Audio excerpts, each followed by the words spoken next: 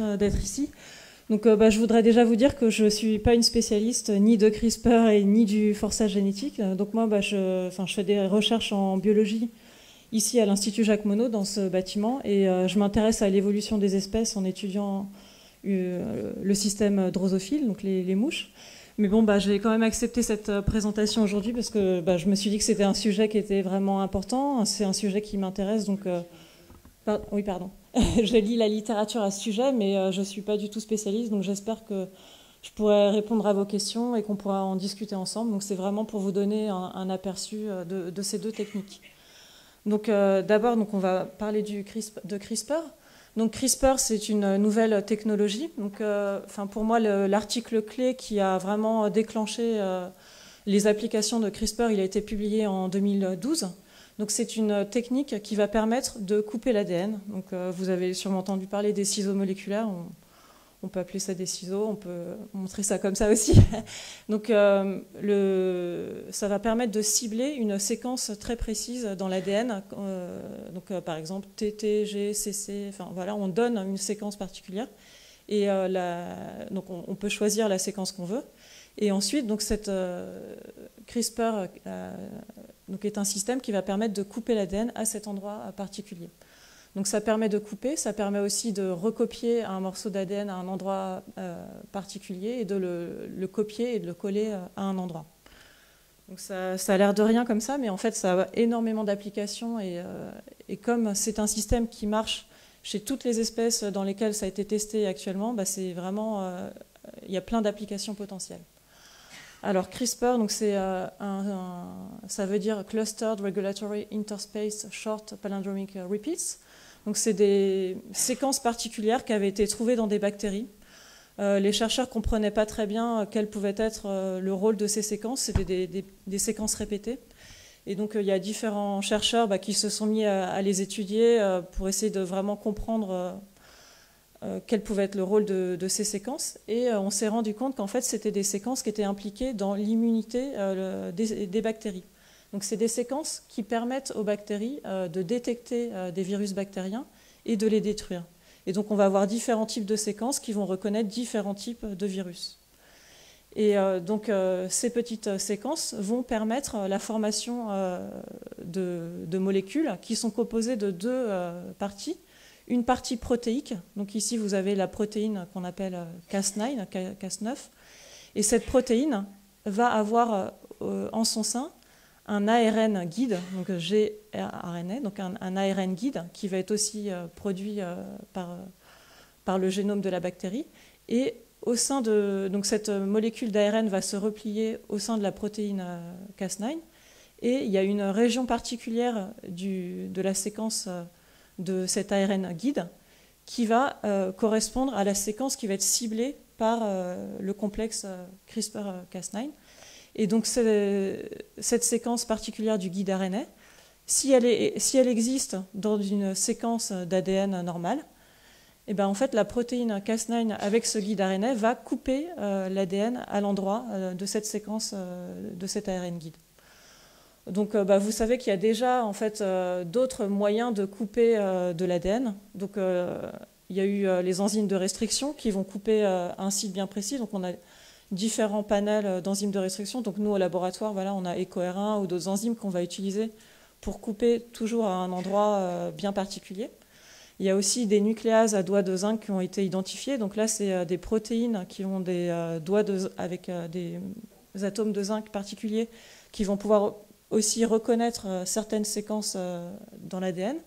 On a aussi les talènes qui ont été développés qui reconnaissent des séquences particulières dans l'ADN. Mais ce qui est spécifique de CRISPR et que n'ont pas ces autres modes de coupure de l'ADN, c'est que là, en fait, il suffit d'un ARN guide dans lequel on met la séquence que l'on veut cibler et ça va couper cette séquence qu'on a ciblée. Donc c'est beaucoup plus facile à mettre en place que les autres technologies qui existent. Et en plus, ça marche chez tous les organismes. Donc vraiment, voilà, c'est ce qui fait que CRISPR est vraiment une nouvelle révolution comparée aux autres cas qui ont permis des avancées, mais pas aussi grandes que CRISPR. Alors, Donc ça permet de couper l'ADN. Donc on va avoir donc, le guide RNA qui va reconnaître une séquence qui va être coupée. Et ensuite, on a deux voies possibles. Soit on fait juste une coupure et ensuite la machinerie cellulaire va réparer cette coupure. Et quand elle va réparer cette coupure, en général, elle va créer des mutations. Et du coup, on va induire une mutation au site de coupure. Donc ça, c'est la première voie utilisée. Et l'autre voie utilisée, c'est qu'en plus d'utiliser un guide RNA avec la protéine Cas9, on va ajouter un ADN qui peut être utilisé pour la réparation. Et donc dans cet ADN, on va utiliser des séquences flanquantes qui ressemblent aux séquences qui flanquent le site de coupure. Et au milieu, on va pouvoir mettre la séquence d'intérêt qu'on veut insérer à cet endroit bien particulier. Et donc si on met cet ADN en présence du système Cas9 avec le guide RNA, on va pouvoir insérer notre séquence d'intérêt exactement à l'endroit que l'on a voulu. Donc avec le premier cas, on obtient des mutations et on obtient différents types de mutations. Donc là, je vous ai mis un cas qui a été obtenu. Donc là, ils ont injecté Cas9 avec un guide RNA qui va cibler cette séquence bleue ici. D'accord. Et là, il y a la séquence rouge. Et donc vous voyez qu'on obtient différents types de mutations. Donc on peut obtenir des délétions de 2 nucléotides, un peu plus, ici des plus grandes délétions. Et ici, on a eu une insertion de 1 nucléotide. Donc vous voyez, vous avez un décalage ici, là une insertion un peu plus grande. Voilà, donc on obtient une variété de mutations différentes. Alors, pour mieux comprendre comment marche le système, donc il y a énormément d'études qui sont faites. Je voudrais juste vous montrer un petit film. On peut faire de la microscopie atomique, on peut regarder les protéines Cas9 avec le guide RNA à l'échelle de la molécule unique, ici, et vous voyez ici le brin d'ADN, et vous allez voir à un moment, il va être coupé. Et donc on peut regarder la conformation du brin, de la protéine couplée à son ARN guide, et voir comment ça se passe à l'échelle d'une seule molécule. Voilà, donc là, les chercheurs ont utilisé différentes concentrations pour voir des différences. Vous voyez ici, après, la molécule d'ADN qui est coupée ici. Alors, cette technologie, elle est utilisée en recherche fondamentale et elle permet maintenant de faire de la vraie génétique sur des organismes qui, jusqu'à présent, n'étaient pas accessibles génétiquement. Donc on avait beaucoup d'espèces modèles qu'on utilisait au laboratoire, mais maintenant, avec CRISPR, on peut utiliser la génétique dans de nouvelles espèces, donc par exemple chez les papillons. Donc ici, vous avez un papillon normal avec les ailes en vue dorsale et ici en vue ventrale. Et dans ces papillons, donc on peut injecter la protéine Cas9 avec un guide RNA particulier. Donc là, ils ont utilisé un ARN guide qui va cibler le gène qui s'appelle OPTIX, qui était un gène que les chercheurs pensaient être impliqué dans la formation des pigments à la surface des ailes. Et vous voyez ici que dans ce mutant OPTIX, on a une coloration noire et blanche de l'ensemble de l'aile et on perd la coloration orangée. Donc ce gène en fait code un facteur de transcription et donc grâce à cette expérience on peut voir que ce facteur de transcription est impliqué dans la production de pigments orange. Là vous avez un mutant CRISPR d'un autre gène qui code un facteur donc dans la voie de signalisation Wnt. Et donc là vous voyez que c'est différent. Donc, chez ce papillon, donc, il y a une coloration qui est noire et jaune. Et donc là, ici, on voit qu'il y en a toujours ces deux couleurs. Par contre, les bordures entre les deux couleurs ne sont plus comme dans le sauvage. Ici, c'est des mutants CRISPR qui ont été faits chez différentes espèces de papillons pour le gène WNT-A, donc le même gène que dans la photo précédente. Et vous voyez que en fait, ce gène a l'air d'être impliqué dans le positionnement des limites entre les différents pigments chez ces différentes espèces. Donc, par exemple, ici, voilà, par exemple, on perd ce domaine marron ici qui était ici. Là, la région blanche est tendue de ce côté-là. Ici, on perd aussi les petites taches marron clair. Voilà, donc c'est le genre d'expériences qui sont possibles actuellement. Aux États-Unis, donc ils ont utilisé CRISPR pour faire pour améliorer les plantes et notamment les plantes utilisées pour notre nourriture et également les champignons. Et donc la première nourriture qui a été mise sur le marché qui utilise CRISPR, donc c'est des champignons qui possèdent des mutations de plusieurs gènes qui codent des polyphénols oxydases, ce qui fait que ces champignons ne vont pas noircir si on les garde. Voilà. Et donc il y a eu voilà, toute ces champignons ont été examinés notamment par la FDA, Food and Drug Administration, et finalement ils ont conclu qu'on ne pouvait pas les considérer comme des organismes génétiquement modifiés parce qu'il n'y a pas eu insertion de transgènes externes étrangers. D'accord ? On a modifié des gènes, mais on n'a pas introduit de gènes qui proviennent d'une autre espèce. Alors voilà, donc ça c'était il y a quelques années aux États-Unis. En France, et surtout en Europe, la Cour européenne de justice a décidé en juillet 2018, donc vous voyez que c'est très récent, qu'on considérait toujours ces organismes comme des organismes génétiquement modifiés. Donc les organismes qui sont obtenus par des mutagénèses chimiques ne sont pas considérés comme des organismes génétiquement modifiés.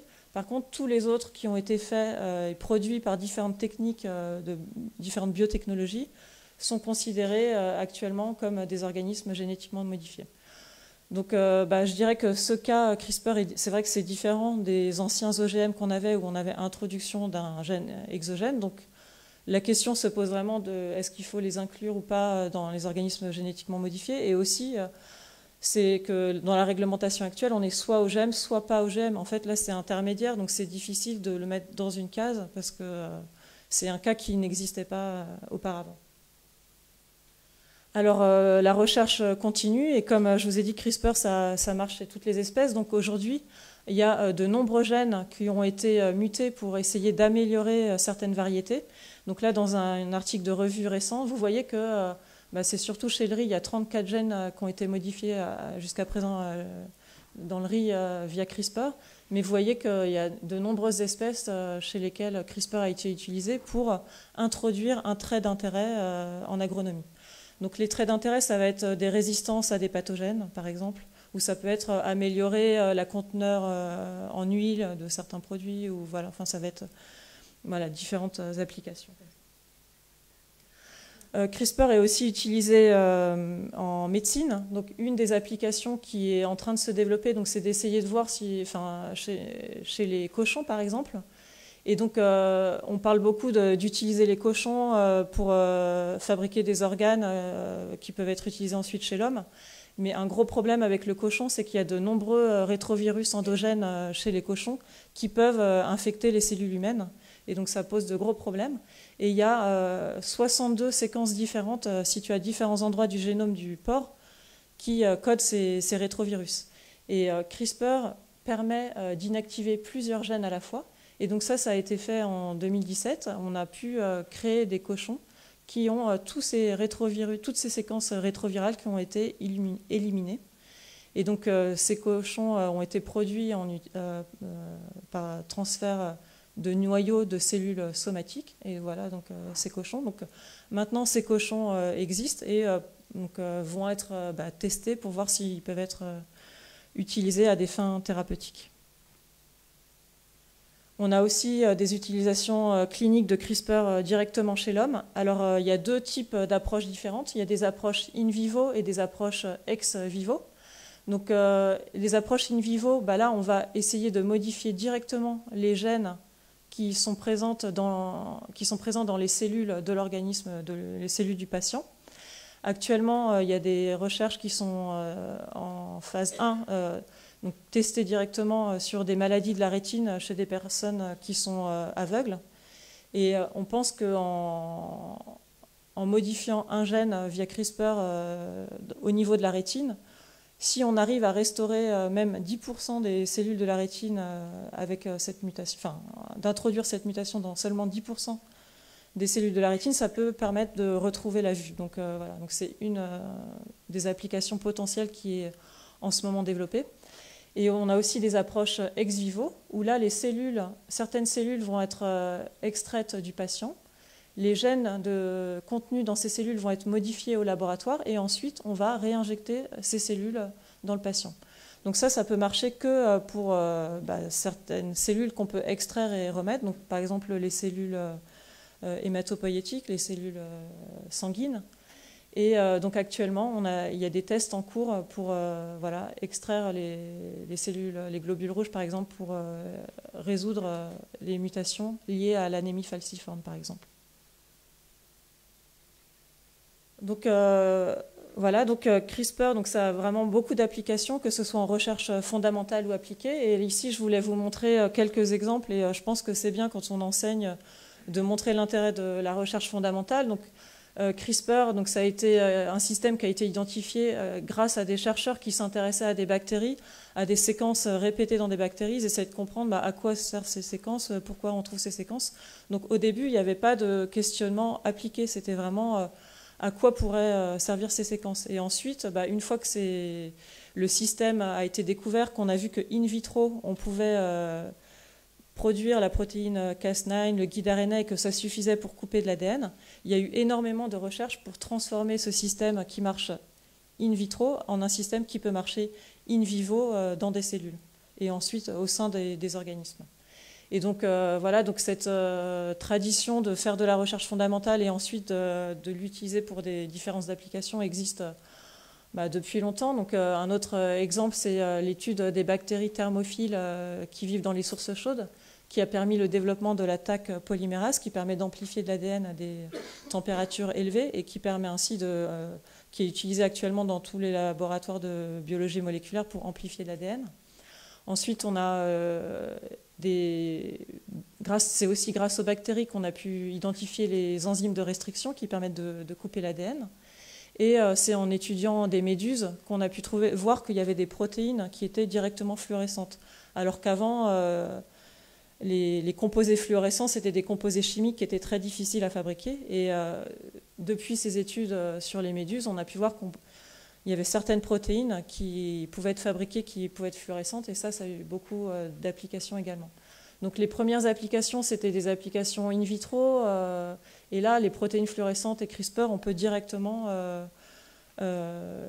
les manipuler, les insérer dans des génomes et avoir des applications directement in vivo au sein des organismes vivants. Alors maintenant, je vais passer au forçage génétique et peut-être je prendrai les questions à la fin, sauf si vous avez peut-être des questions maintenant ou peut-être à la fin. À la fin, ouais. Voilà. Donc maintenant, je vais vous parler du gene drive. Donc gene drive, c'est la terminologie anglaise et en français, on dit forçage génétique. Donc c'est une technique qui a été développée, dont les chercheurs avaient émis l'idée de cette technique il y a plusieurs dizaines d'années, mais on n'avait pas vraiment de moyens de la mettre en place. Et grâce à CRISPR, cette technique devient accessible. Donc c'est une technique qui permet à un morceau d'ADN de se répandre dans les populations. Et avec cette technique, il y a plusieurs applications possibles. Donc les applications, ça va être d'éradiquer toute une population naturelle ou de modifier toute une population naturelle en insérant un ADN d'intérêt dans toute cette population naturelle. Donc ça, c'est quelque chose auquel les chercheurs pensaient, mais vraiment, je pense que personne ne pensait qu'un jour, ce serait vraiment faisable aussi facilement, entre guillemets. Et là, depuis 7 ans, il y a vraiment, en gros, depuis 2015, où il y a eu des premiers articles qui commencent à sortir, on voit qu'aujourd'hui, on a ce pouvoir, je dirais, ou cette capacité à pouvoir, si on voulait, éliminer une population, voire une espèce entière, en utilisant la génétique. Alors, donc, ces différentes applications sont proposées, par exemple, pour éliminer des espèces qui sont vectrices de maladies. Donc, par exemple, le vecteur du paludisme. Donc, ça, c'est une des cibles principales dont on parle dans les médias, une des applications principales du forçage génétique. Donc, il permettrait soit d'éradiquer les moustiques ou soit de les rendre résistants au plasmodium qui transmet le paludisme, qui fait que donc on pourrait éliminer le paludisme. On envisage aussi d'utiliser le forçage génétique pour éliminer des espèces invasives. Donc ici, vous avez la mouche Drosophila suzuki qui est en train d'envahir les États-Unis, mais l'Amérique et aussi l'Europe, et qui cause des gros dégâts parce qu'elle pond des œufs dans des fruits qui sont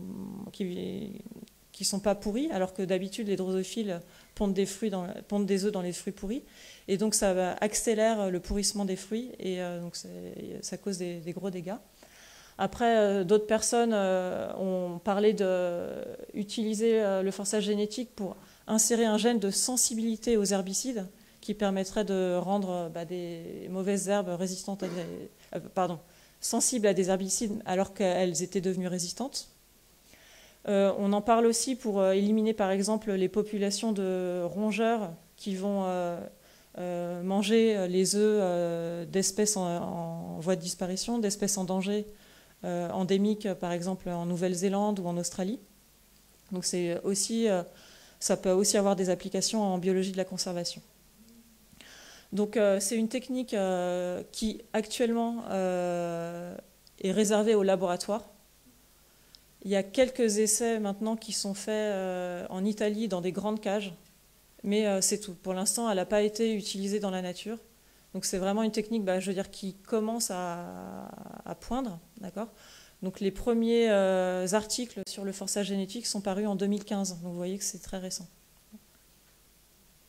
Alors comment ça marche concrètement ? Donc si vous avez une reproduction sexuée normale, donc on va avoir un individu avec un rouge qui a un gène particulier sur un de ses chromosomes qui va se croiser avec un individu noir.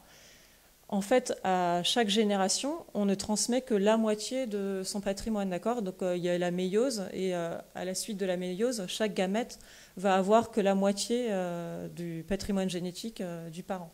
Et donc en fait, à chaque génération, on a une chance sur deux de transmettre une copie rouge si elle est présente sur un seul des deux chromosomes. Ce qui est différent avec le forçage génétique, c'est que cette copie rouge, même si elle est présente au départ que dans une seule des copies, dans un seul des chromosomes, elle va se transmettre préférentiellement et pratiquement à tous les coups. Et donc du coup, si on laisse la reproduction sexuée se faire sur plusieurs générations, à la fin, on va avoir tous les membres de la population qui vont porter cette mutation ou ce morceau d'ADN particulier. Donc en gros, lors de la formation des gamètes, on a une chance sur deux de se retrouver avec un des deux chromosomes. Et là, le chromosome qui porte le forçage génétique, il va se transmettre à chaque fois. Alors si vous avez bien suivi la première partie sur CRISPR, normalement vous devriez reconnaître ici les trois partenaires. Et si vous avez compris ça, normalement vous allez comprendre comment marche le forçage génétique. D'accord ? Donc là, ici en bleu, vous avez la molécule d'ADN. En grisé, la protéine Cas9, et en jaune, vous avez le guide RNA. D'accord ? Donc le guide RNA qui va servir à reconnaître où il va falloir couper dans l'ADN. Et le principe du forçage génétique, c'est que c'est une boucle. Donc en fait, l'ADN va coder lui-même son CRISPR et son guide RNA pour se couper en fait. Voilà. Et du coup, ça va s'auto-amplifier. Donc en fait, ce qu'on a, c'est un morceau d'ADN qui contient le gène qui va exprimer la protéine Cas9, un autre gène qui va exprimer le guide RNA. Ici, on peut lui rajouter un gène cargo, si on veut par exemple rajouter un gène qu'on veut introduire dans une population. Et autour de ce morceau d'ADN, on va avoir ici des séquences flanquantes qui vont être identiques aux séquences qui flanquent le site de coupure ciblé par le guide RNA. D'accord ? Donc en fait, ce qui va se passer dans un premier temps, donc on a ce morceau d'ADN qui est présent au sein d'un chromosome. Donc un des chromosomes possède ce fragment, l'autre chromosome ne l'a pas encore. La protéine Cas9 va être produite, le guide RNA va être produit. Ensemble, ils vont pouvoir couper l'autre chromosome au site ciblé. D'accord ?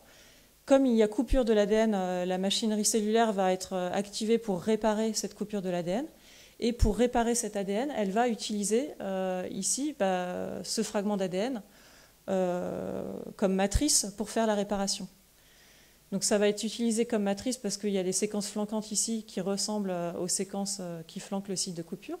Et donc, lors de la réparation, il va y avoir du coup insertion de ce fragment d'ADN sur l'autre chromosome exactement au même endroit. Donc finalement, au départ, on a des individus qui sont hétérozygotes. Ils ont un chromosome qui possède la cassette de forçage génétique, ce morceau d'ADN de forçage génétique. Et à la fin, on va avoir les deux chromosomes qui possèdent cette cassette génétique. Donc en fait, c'est comme si on copiait-collait la cassette de forçage génétique d'un chromosome à un autre. Donc cette copie peut avoir lieu uniquement dans la gonade. Et dans ce cas-là, les individus sont toujours hétérozygotes au sein de leurs cellules somatiques, mais par contre, leurs cellules germinales sont devenues homozygotes, et du coup, elles vont produire que des gamètes bleus avec la cassette de forçage génétique. Par contre, si la conversion se fait dans le zygote, et bien là, toutes les cellules somatiques de l'individu vont être homozygotes, et du coup, tous ces gamètes aussi vont être homozygotes. Donc il y a deux possibilités. Donc ça dépend de ce qu'on choisit comme séquence cis-régulatrice pour activer l'expression de Cas9 et du guide RNA. Soit on peut les exprimer uniquement dans les cellules germinales, ou alors on les exprime tout le temps, et du coup ça va modifier toutes les cellules. Et donc ça va insérer donc, ce fragment qui était présent au début dans une seule copie, dans les deux copies. Et donc ensuite, les individus vont produire uniquement des gamètes qui possèdent la cassette de forçage génétique, et ensuite, du coup, cette cassette va pouvoir se transmettre à tous les individus. Donc là, cette cassette de forçage génétique, elle se transmet beaucoup plus rapidement qu'un morceau d'ADN normal. Et donc, ça va pouvoir avoir deux applications principales. Donc l'une, ça va être d'insérer un transgène dans une population, et à la fin, on veut que toute la population possède ce transgène.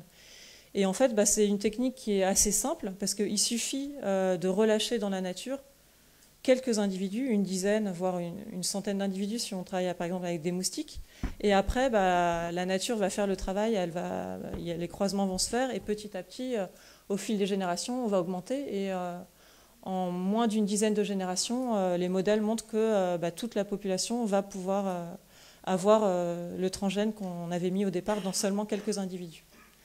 L'autre stratégie qui est utilisée, c'est la stratégie de suppression. Donc là, on veut éliminer toute une population. Donc là, on veut que le transgène il se transmette, et en même temps, on veut qu'il transmette quelque chose qui fait que ça va diminuer la population. Donc une des stratégies qui est utilisée actuellement, c'est de rendre, par exemple, toutes les femelles stériles. Et par contre, les mâles, eux, survivent, par exemple. Du coup, la cassette de forçage génétique va se transmettre via les mâles. Par contre, toutes les femelles vont être stériles. Et donc, du coup, progressivement, on va avoir diminution de la population. Donc ça a été fait chez la drosophile ou chez le moustique. Et ça marche bien. Dans des cages, en quelques générations, on élimine totalement la population. Alors, là, je vous ai mis quelques exemples d'articles. Donc, cet article en 2015, chez le moustique Anopheles stephensi. Donc là, ils ont utilisé une cassette de forçage génétique qui contient plusieurs gènes, ici, qui vont coder des anticorps antiparasites. Et donc, ces gènes ont été testés et ils empêchent le développement du parasite. Et donc, ça rend les moustiques résistants au plasmodium, ce qui fait que ça pourrait permettre d'éliminer le paludisme. Dans cet autre article publié en 2018, là, ils essayent plus de faire une suppression de population, donc d'éliminer des populations de moustiques. Et donc là, ils ont créé une cassette de forçage génétique avec un ARN guide qui va cibler un locus qui est requis pour la fertilité femelle, mais pas pour la fertilité mâle. Donc en fait, il va y avoir cette mutation qui va... Donc là, en fait, le guide RNA et le Cas-RNA, enfin toute la cassette de forçage génétique va s'insérer au sein d'un gène et va rendre ce locus inactif. Et ce locus est important pour les femelles, mais pas pour les mâles. Et donc les femelles vont être stériles. Et donc ça, au laboratoire, ça marche et ça permet d'éliminer la population de moustiques. Voilà, donc les premiers animaux Gene Drive qui avaient été publiés, donc c'était en avril 2015, donc c'était chez les drosophiles, Drosophila melanogaster. Et eux, donc Ethan Beer et d'autres, parlent de génétique active. Et eux, dans leur article, c'était pas pour le côté appliqué, c'était plus pour dire ah bah c'est bien, au laboratoire, on va pouvoir faire de la génétique beaucoup plus facilement que ce qu'on fait d'habitude. D'habitude, il faut faire toute une série de croisements. Là, on en croise 2 ou 3, on attend un petit peu et ça y est, toute notre population possède la mutation qui nous intéresse. Donc, quand ces articles sont sortis, il y a eu beaucoup de chercheurs, mais eux aussi un peu quand même, qui se sont dit attention, il y a quand même des risques si ces drosophiles s'échappent du laboratoire. Cet ADN que vous avez créé peut se répandre très facilement, il y a vraiment des risques. Et donc c'est les chercheurs eux-mêmes qui ont mis en place des dispositifs pour empêcher je veux dire que ces mouches s'échappent du laboratoire. Donc en général, quand on travaille sur les mouches, donc nous par exemple ici, on travaille sur des mouches OGM, donc on a un agrément OGM, donc on doit renouveler tous les 5 ans. Donc ces chercheurs aussi, j'imagine aux États-Unis c'est la même chose, on a ces agréments OGM, mais il n'y a pas de réglementation particulière pour le forçage génétique parce que c'est une nouvelle technique, il n'y a pas de réglementation spéciale, donc ça suit la réglementation des OGM et cette réglementation n'est pas assez stricte. En général, elle empêche le relargage externe d'individus, mais elle est pas, le confinement n'est pas si grand que ça, je dirais. Donc, du coup, les chercheurs qui travaillent sur le forçage génétique ont mis en place des règles plus sophistiquées avec plusieurs portes, plusieurs sas. Les personnes qui vont modifier, qui vont aller s'occuper de ces mouches sont des personnes dédiées. Ça ne peut pas être n'importe qui peut aller s'occuper des mouches. Une fois que l'expérience est terminée, toutes les mouches sont éliminées et on vérifie bien que tous les ADN sont dégradés, des choses comme ça. Donc, quelles sont les spécificités du gene drive ou forçage génétique? Donc, en fait, ce que l'homme a fait, c'est qu'il a réuni ensemble dans un seul fragment d'ADN plusieurs choses qui normalement étaient séparées. Donc, déjà, la technique CRISPR, donc le guide RNA, je vous ai dit, il n'y a qu'un seul ARN, mais en fait, chez les bactéries, il y avait 2 ARN qui étaient combinés plus cette protéine. Parfois, il y a plusieurs protéines. Et donc là, on a simplifié le système pour faire un système assez compact qui tient dans un petit morceau d'ADN de 10 000 nucléotides environ. C'est quand même assez petit. Et donc ce fragment d'ADN va permettre de se recopier lui-même au même endroit.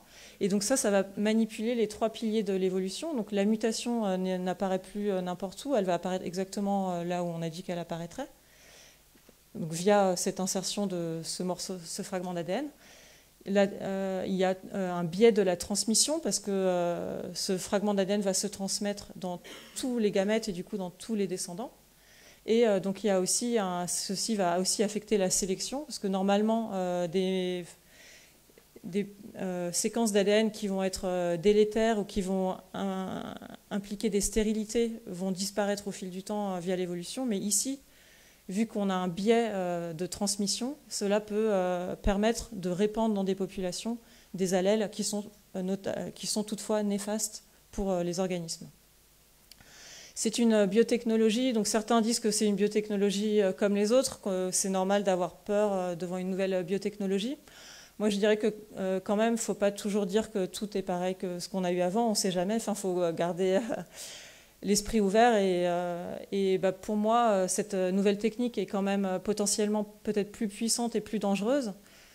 D'une part parce qu'elle est facile à utiliser, elle marche, elle peut potentiellement marcher chez n'importe quel organisme. C'est un mécanisme qui s'auto-amplifie, donc ça peut être difficile à maîtriser. Et aussi, actuellement, il y a peu ou pas de réglementation, ce qui aussi peut causer des risques d'utilisation. Alors, quels sont les risques? Donc, au niveau moléculaire, on parle beaucoup des off-target, c'est-à-dire qu'au lieu de couper l'ADN à l'endroit qu'on a ciblé, ça va pouvoir couper l'ADN à un autre endroit. D'accord? Donc ça, c'est vrai, c'est quelque chose qui arrive. Donc les chercheurs essayent d'améliorer le système CRISPR pour empêcher ces off-target. Et c'est notamment très important pour tout ce qui est application thérapeutique chez l'homme. On ne veut pas que ça coupe à un autre endroit. Donc ça, il y a énormément de recherches qui sont faites là-dessus et d'améliorations qui arrivent. Voilà, donc ça c'est un des risques. Un autre risque, c'est que cette cassette de Gene Drive qu'on a ciblée pour certaines populations se propage à d'autres populations. Donc chez les moustiques, il y a plusieurs espèces de moustiques, mais en fait, parfois il y a des espèces cryptiques ou il y a des espèces qui se croisent, mais pas tout le temps quand même, et un petit peu parfois avec d'autres. Donc si on le fait dans une espèce, ça va aussi sûrement contaminer d'autres espèces qui sont très proches. De plus, il y a des problèmes de frontières. Si un pays décide de l'utiliser, les autres pays vont probablement être aussi contaminés. Et donc, ce n'est pas une décision qui peut se prendre à l'échelle d'un pays, c'est une décision qui doit être faite à l'échelle internationale. Donc, on peut avoir propagation aussi à des espèces non ciblées. On sait actuellement qu'il y a de nombreux fragments d'ADN qui ont transféré d'une espèce à une autre par transfert horizontal. Et donc ça, c'est un mécanisme qui arrive. On découvre de plus en plus de cas en séquençant des génomes. Et donc là, ça pourrait aussi arriver. Si on envisage de l'utiliser chez les souris en Nouvelle-Zélande, cette cassette de Gene Drive, elle va marcher en fait chez l'homme aussi. Donc, on ne sait pas, quoi. Enfin, je veux dire, il faut faire attention à toutes ces possibilités. Et les conséquences peut-être à risque les plus importantes, ce sont pour les écosystèmes. Donc si on imagine qu'on va utiliser ce forçage génétique pour éliminer une espèce ravageur de culture, ça peut être bien pour une région donnée, mais ça peut aussi après modifier l'ensemble de l'écosystème de cette région. Ensuite, les contre-mesures qui ont été proposées, donc en cas de... Qu'est-ce qu'on peut faire si finalement on veut revenir en arrière? Aujourd'hui, on ne sait pas trop encore si ces contre-mesures vont vraiment marcher. Et donc ce qui a été proposé, c'est pour arrêter une cassette de forçage génétique, utiliser une autre cassette de forçage génétique qui va en fait inhiber la première. Donc c'est ça en fait ce qu'on a actuellement pour empêcher le forçage génétique, c'est utiliser une autre cassette de forçage génétique. Donc bien ou mal, donc il y a des avantages possibles, donc ça pourrait permettre d'éradiquer certaines maladies, c'est moins cher que d'autres approches, potentiellement plus rapides, potentiellement plus efficaces. Mais il y a aussi des risques. Ça peut être aussi moins efficace qu'attendu. Il peut y avoir évolution de résistance ou des espèces cryptiques qui vont pas se croiser avec les individus qu'on a mis au départ ou avec leur descendance, et du coup, ça ne va pas pouvoir atteindre ces populations-là. On peut avoir aussi un système, comme il s'auto-amplifie, qui est difficile à contrôler, et on a du mal à quantifier les impacts sur les écosystèmes. Voilà, donc pour finir, je voulais juste vous donner deux pistes de lecture. Ces livres-là, je ne sais pas si vous les avez, mais ça peut faire rigoler, je pense, vos élèves. Et aussi ce rapport qui est bien fait par ETC Group que vous pouvez télécharger sur ce site. Voilà. Merci pour votre attention.